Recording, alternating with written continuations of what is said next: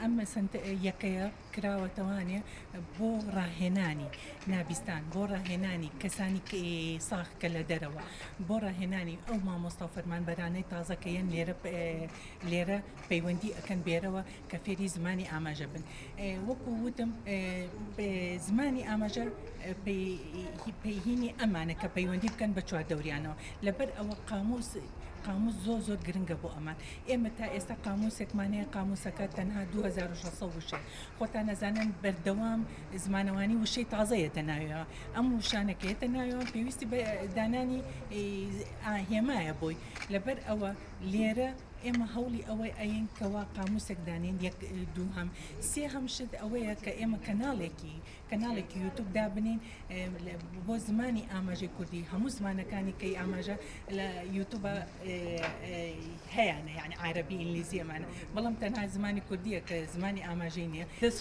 دەستخۆشیەکەم لە دەستگای مرۆیی مام لە کاک فەلاح و لە ستافەکە یەک بە یەکیان.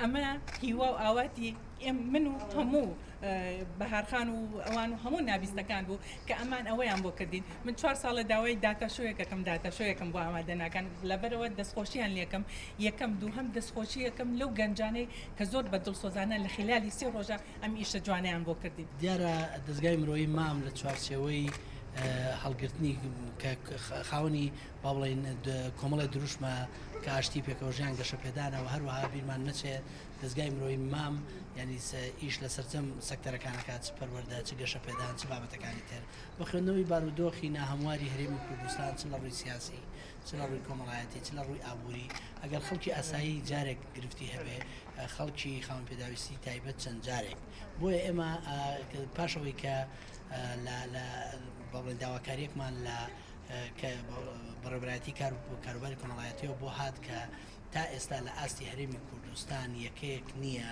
تایبەت بە ڕاهێنان.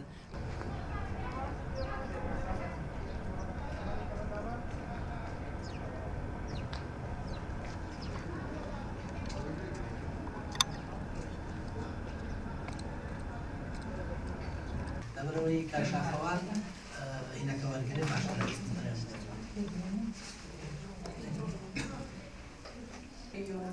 شتێک بێنایە لەبەر ئەوە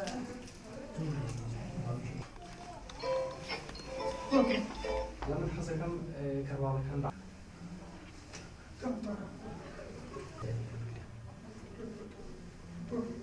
الله سلااو ڕێزمێ بۆ مامۆستا